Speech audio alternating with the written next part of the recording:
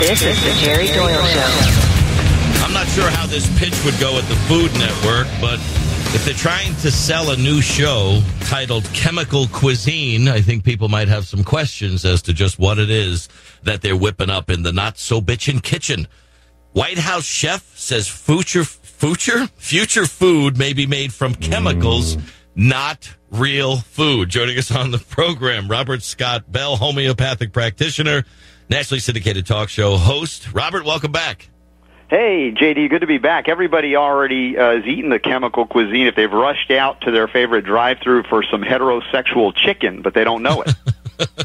Really? My gosh. If you know what was in heterosexual chicken, oh, my gosh.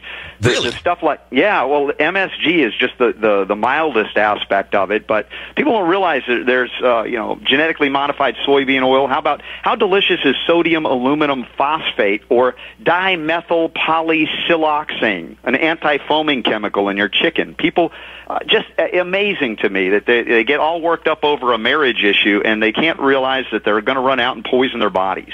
Anti-foaming agents are in chicken at Chick-fil-A? I'm telling you, man, the ingredient list is lovely, not to mention the stuff that makes you nice and obese. The high fructose corn syrup is there as well. You just can't eat a chicken anymore without it being loaded with these things that the White House Pastry Chef says he doesn't do at the White House but can't wait to do everywhere else. What is going on with food out there? I mean, this is a White House chef. What's his name? Bill Yosses or something like that? He did a Yossi, he did a demonstration where the food of the future will not actually contain real food, but combinations of lab-created chemicals that mimic food. Why don't we avoid mimicking food and just go with, food? Well, yeah, it used to be that a chef really appreciated the main ingredient being food. And now in this White House, even with Michelle Obama claiming to grow organically on the soil there at the White House, you've got a chef that is actually, I don't know any, I've met some really high-level chefs, and none of them are embracing this idea that we need to monkey with chemical compounds to change the texture. They always work with real stuff. What is going on in that White House? I don't know. But I'm looking at some of the science research that is supposedly attached to this organization based out of France. And they said, so you'll have no vegetables, no fruit, no meat, no fish, nothing except compounds liking traditional cooking methods like cracking an egg to make, let's say, an egg, as being food ingredients and chefs living in the Middle Ages. What's wrong with cracking an egg and putting it in a frying pan and making a fried egg? Why do we have to come up with some chemical compounds to mimic real food when we've got the egg to begin with? Listen, we can't be bothered to crack an egg. We might get cut on the shell. Something dangerous could happen, and we've got the government here to protect us from those kinds of things. But they call this molecular gastronomy. Molecular gastronomy. It's just like, it's food, it's eating. Do you have to take it into a lab erector set and then dish it back out to us? Now, granted, some people are saying, well, you're overreacting to this. But listen, we've done this to the food supply over the last 50, 60, 70 years where people, as I said, they rush out for fast food. They don't realize that what they're eating is the least of which is in it is actually food. I mean, you've got food dyes and coloring still present in these fast food chickens and burgers and different things, and people still wonder why they're getting fat. I mean, if you've got antibiotics in your chicken and your beef, what have they done? Why have they done it to the cattle that they want to feed to you? Because they fatten them up for slaughter with antibiotics. You think that eating this way is going to make you skinny? I mean, you got to go back to real food and all of these synthetics. Your body doesn't know what the hell to do with it. It gets it in there. It's like, how do we get it out? And in the meantime, you increase the fat and water content in your body just to keep yourself alive and dilute the poison content. And, of course, that's not taught in gastronomy school as they try to shape new forms of Jell-O molds for our enjoyment. You sent me a birthday wish, and I think it was something along the lines of, I'm going to use a science fiction tie-in, let the fat be in you, not on you. And it was basically to introduce actual good fat into your diet, as opposed to everyone telling us everything has to be fat-free, and it's fat-free, but we've never had more fat-free, but fatter people. Yeah, of course, the fat-free means an increase in refined carbohydrates, high fructose corn syrup, because without fat, food tastes like crap. Let's just be honest about this. So they replaced the fat with sugar, different forms of sugar, and some even artificial sweeteners that we've covered here on the show together. And these things, in fact, can, first of all, reduce serotonin levels in the brain. And that's one of the things these new FDA-approved drugs do. They somehow increase serotonin to pretend to make you feel like you're full. But you know how you get to feel like you're full? You eat real food, and your body says, okay, that's enough, because it actually had real fat in it that wasn't laden with antibiotics and heavy metals. And then suddenly now you've got the ability to lose weight by eating more good quality fat. How did we get so far away from the basics? Let me give you an example, Robert. Here's the headline from Reuters. Exercise meds both help depressed heart patients. They say this in the Journal of American College of Cardiology, that the heart patients that they looked at with signs of depression, those who exercised for 90 minutes per week and those who started taking Zoloft, both improved significantly compared to participants who took drug-free placebo pills. But they also said that the potential tools for the solutions are right on the shelf. And in fact, without taking the Zoloft, the patients who exercised 90 minutes a week did so and had as good an outcome as the people who decided to not exercise and just take the pill. Well, as far as I know, the exercise is not covered by Obamacare or any other insurance mandates that presently exist. And people want to feel like they're getting their money's worth, man. If they're paying for disease management insurance or if they're perceiving somebody else's for them, they want to get their money back out. And it doesn't feel right. How much of your money is stolen into this system? And if you're not going to get a drug from the doc, you don't feel like you're getting what you put into it. It's a perception, but it's another aspect of the wrongheadedness of this government intervention in so-called health insurance, because it doesn't cover the things that actually work. As you said here with the study, and it was published in the JAMA Journal, that exercise worked as well or better than the drug. So what's the point of having the drug? Right, exactly. Well, they're probably going to come out with a diet and exercise drug when taken with diet and exercise actually improved your overall physical health.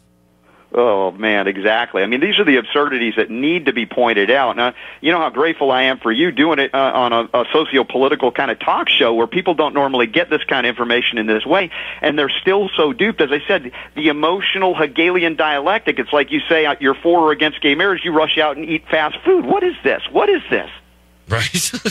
Well, when you take a look at what it is that we're seeing in getting away from the basics, I guess there's not a lot of commerce being done in the basics where you say to somebody, why don't you get up off the couch? Astronaut Rick Linehan lounging on my couch when you're supposed to be co-hosting the show with me today. Just a little aside. You weren't in on that part of the conversation, but kept me out till 2 o'clock in the morning last night.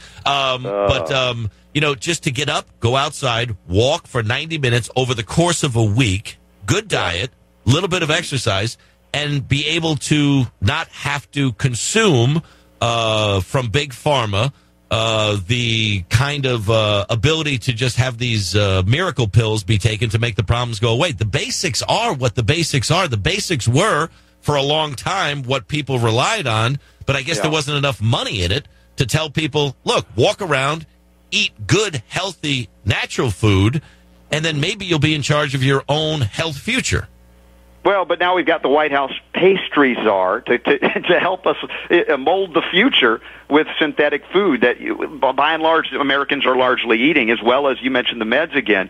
I sent a story over to you as well about the fact they acknowledge what I've been saying for many years, that the drugs, in fact, are actually making people fatter.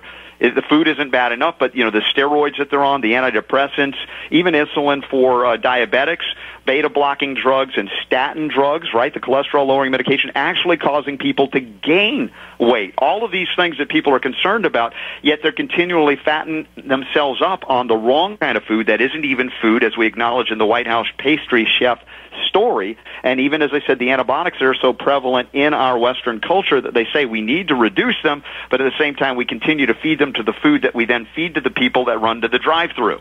And then we get obese. Robert Scott Bell is with us on the program, homeopathic practitioner, nationally syndicated talk show host, robertscottbell.com, his website, naturalnews.com, for a lot of good natural news and news about his show. Wall Street Journal, headline, new diet pill offer option to off-label obesity drugs.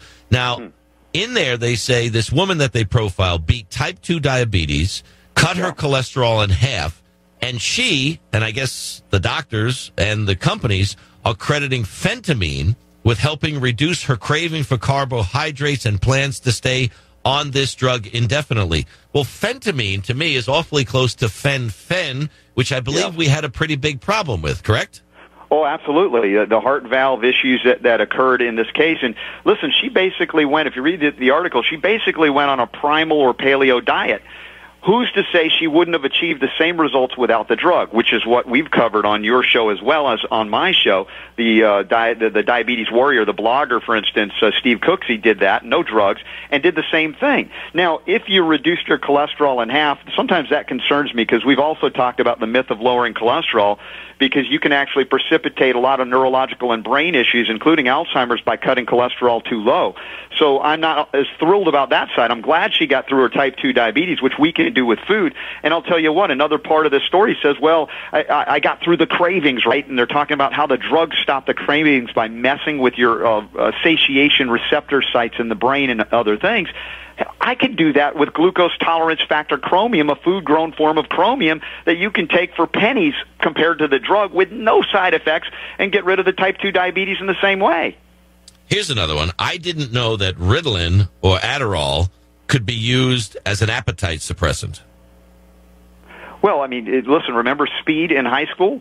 Right. Methamphetamine, this stuff would, wrestlers would sometimes be known to use this to lose weight, to make weight for their athletic endeavors in high school, because it's basically speed.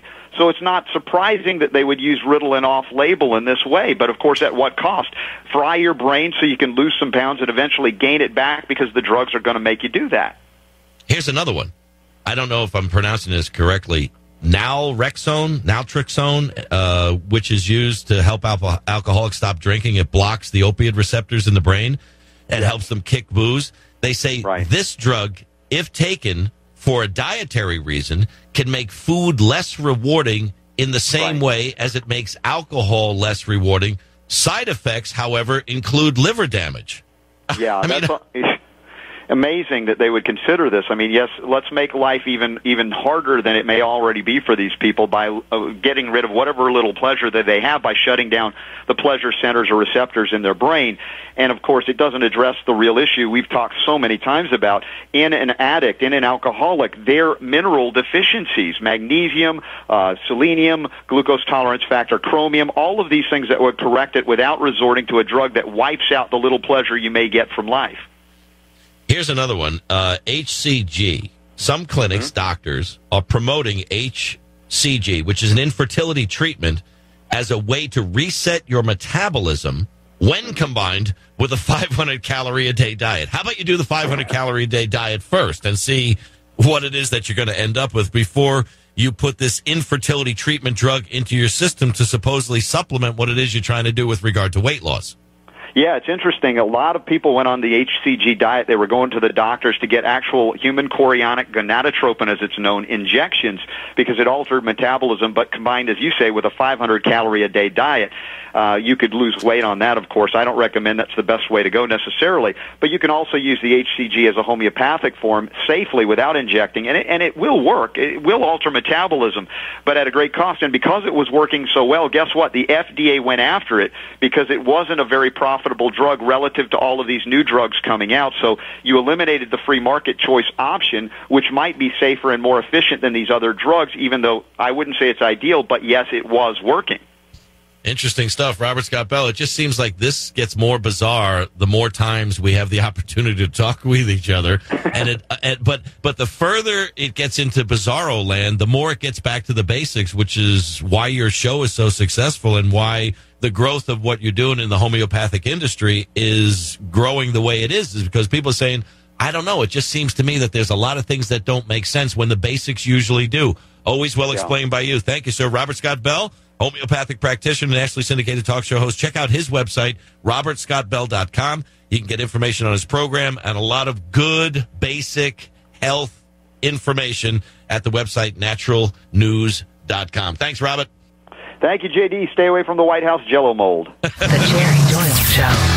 Absolutely. Wow. What a mess, huh? Woo, doggy. 1-800-876-4123 is the number. Stick with us. We'll be right back. The Jerry Doyle Show.